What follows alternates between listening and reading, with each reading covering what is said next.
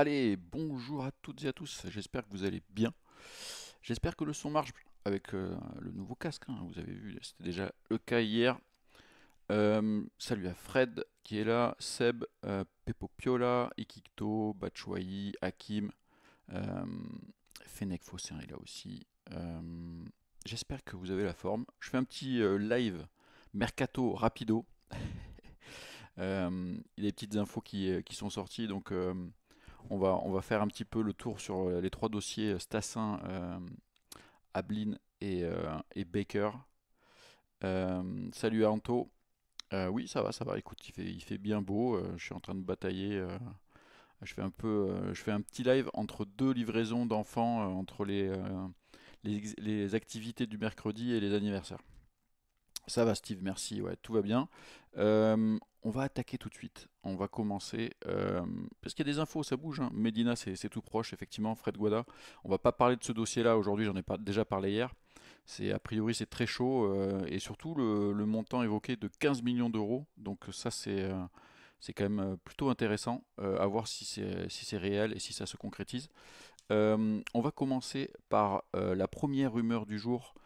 Ça nous vient de Foot Mercato. C'est Matisse Ablin, à la française, si je m'emballe pas en parler anglais pour rien du tout.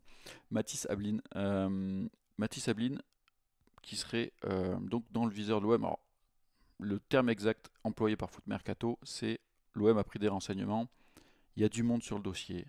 On sait que son nom, c'est quand même un joueur qui a réussi une belle saison en Ligue 1.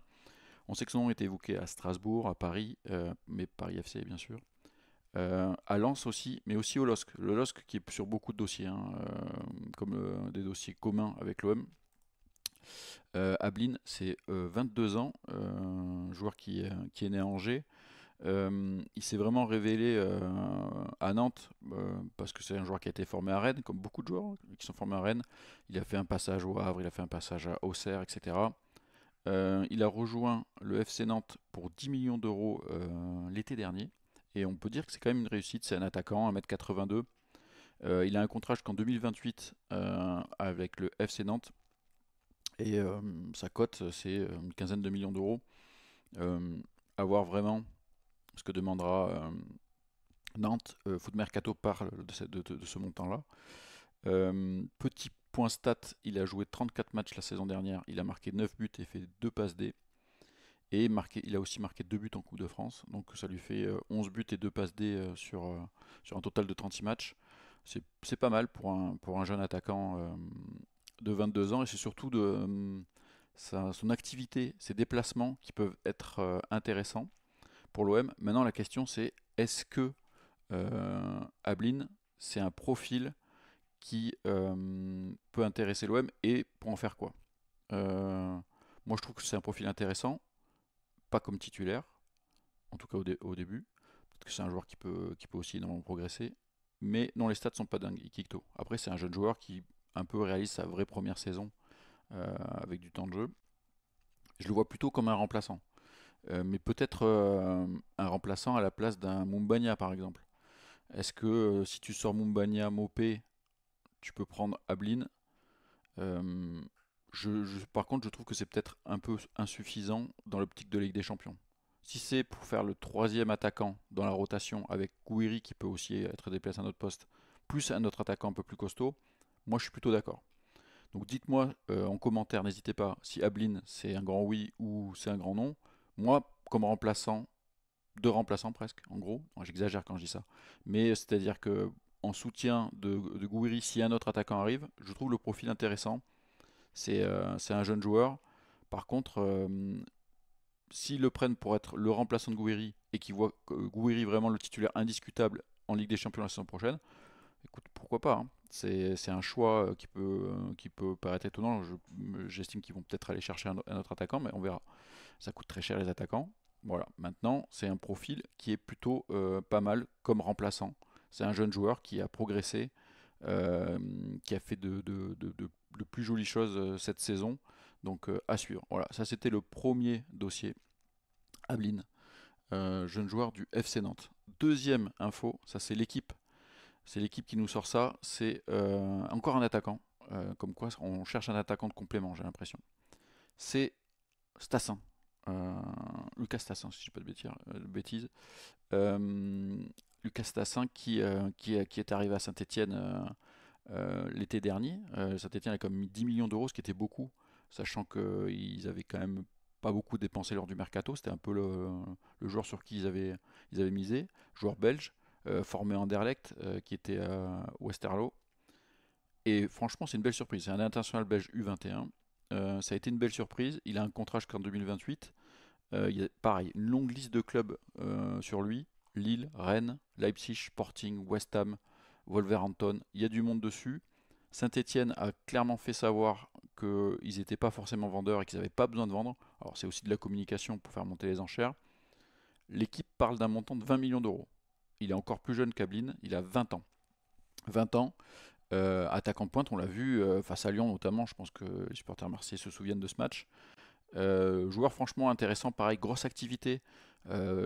Joueur plutôt à droite devant le but, qui a eu des débuts un peu difficiles et qui a ensuite euh, réussi à s'imposer à Saint-Etienne et à marquer des buts. Il a quand même fait une saison vraiment correcte, sachant que le début de saison était plutôt compliqué. Il a marqué 12 buts en Ligue 1, 5 passes D, et donc un total de 14 buts et 8 passes D en 34 rencontres, toutes compétitions confondues, mais bon, on compte un peu les débuts en Jupiler League. Non, joueur franchement intéressant aussi. Encore plus jeune, 20 ans. Ben non, 20 millions d'euros, je trouve que c'est chéro. Je ne mettrai pas 20 millions forcément sur Stassin. Dites-moi déjà dans le chat et en commentaire, quel joueur vous préférez entre les deux, Ablin versus Stassin. Est-ce qu'il y en a un qui vous plaît plus que l'autre? Maintenant, moi je trouve que ça vaut pas 20 millions d'euros. Je suis d'accord avec Fred Guada, c'est quand même un peu cher. Ablin, ça parle de 15 millions d'euros, pardon. Président des Lapins, aucun, au moins, comme ça c'est tranché. C'est plus des profils de joueurs de complément et surtout d'attaquants que tu vas payer un poil moins cher, entre guillemets, enfin 20 millions, c'est pas un poil moins cher, hein, mais qui peuvent euh, exploser à l'OM. Et aussi, je pense que la leçon que retient un petit peu le staff, c'est que quand tu mises sur des joueurs de 20-22 ans, même si ça marche pas trop, tu peux les revendre et tu perds pas trop d'argent. C'est aussi ça l'intérêt de ce genre d'investissement. Si ça marche pas, tu peux revendre sans perdre trop d'argent. Et si ça marche, à ce poste-là, ça peut exploser et tu peux faire une grosse culbute aussi plus tard. Et tu peux avoir un attaquant pour un prix accessible qui peut devenir vraiment important. Donc ça, c'est les deux premières infos mercato du jour. Et il y en a une troisième. Il y en a une troisième. Là, ça vient pas d'un média français. C'est Die Telegraaf média néerlandais qui nous parle d'un intérêt de l'OM pour Baker, Mitchell Baker. On le sait, joueur passé par le PSG. On s'en souvient, formé à l'Ajax. Il avait rejoint le PSG librement en 2019. Il a quitté le PSG, il est allé à Leverkusen, puis après il est allé à l'Atalanta. Et la saison dernière, il a été prêté par l'Atalanta au LOSC. Et bien sûr, le LOSC est sur le coup. Le LOSC veut garder son joueur. On parle d'une valeur de 7-8 millions d'euros pour Baker. Baker, il a un gros avantage, c'est qu'il est polyvalent. Il peut jouer à plein de postes. Genesio l'a vraiment fait jouer à plein de postes. J'ai noté latéral gauche, donc ça c'est un peu son poste de base. Donc ça serait pour remplacer Merlin, parce qu'on voit aussi que la piste menant à Truffert pourrait se compliquer parce que Bournemouth avance sur le cas Truffert. Il peut jouer milieu gauche offensif. Il peut dépanner en défense. Il peut même jouer à droite. Donc c'est vraiment un joueur un peu fourre-tout que tu peux utiliser à plein de postes différents. C'est un gaucher d'1m89, donc plutôt grand pour un latéral. Il a encore 2 ans de contrat avec l'Atalanta. Et a priori, le club italien ne serait pas trop pour le retenir. On sait qu'il y a Gasperini qui s'en va, donc on ne connaît pas encore le coach de l'Atalanta. Baker, 24 matchs de Ligue 1 cette saison avec le LOSC. Bon, il a marqué 3 buts et donné 2 passes, mais pour latéral, c'est des stats qui sont moins importantes. Ça montre quand même qu'il participe au jeu offensif. Voilà, profil plutôt intéressant aussi, mais là dans un autre registre. Est-ce que Mitchell Baker, ça vous plaît pour venir renforcer le poste de latéral gauche? Moi je trouve ça plutôt intéressant. Après, est-ce qu'il a l'envergure pour être vraiment titulaire en Ligue des Champions? Euh, c'est possible. Je l'exclus pas. Je trouve que c'est vraiment un joueur qui commence à avoir de l'expérience et qui a joué les compétitions. Maintenant, on s'attend peut-être à un joueur de plus haut niveau. Je pense que le fait qu'il soit hyper polyvalent, ça peut aussi faire de lui un super remplaçant, super doublure à gauche qui peut dépanner à d'autres postes, etc. Je le verrais peut-être plutôt comme ça. Voilà, Laurent Sevenold, tu précises sur ce dossier du latéral gauche que l'OM, pardon, que Truffert, qui est évoqué comme une piste pour l'OM en vue d'un possible départ de Merlin. On sait que Bournemouth s'intéresse à Truffert et Merlin, mais Truffert aurait déjà un accord verbal avec Bournemouth, tu fais bien de le préciser. Pour autant, Bournemouth n'a pas d'accord avec Rennes, qui on sait est gourmand, pourtant Truffert n'a plus qu'un an de contrat. Vendu Garcia, ouais, je sais pas si tu vas pouvoir le vendre, mais comment ça, il n'y a plus de son? Me fait pas flipper, homme du match. Euh,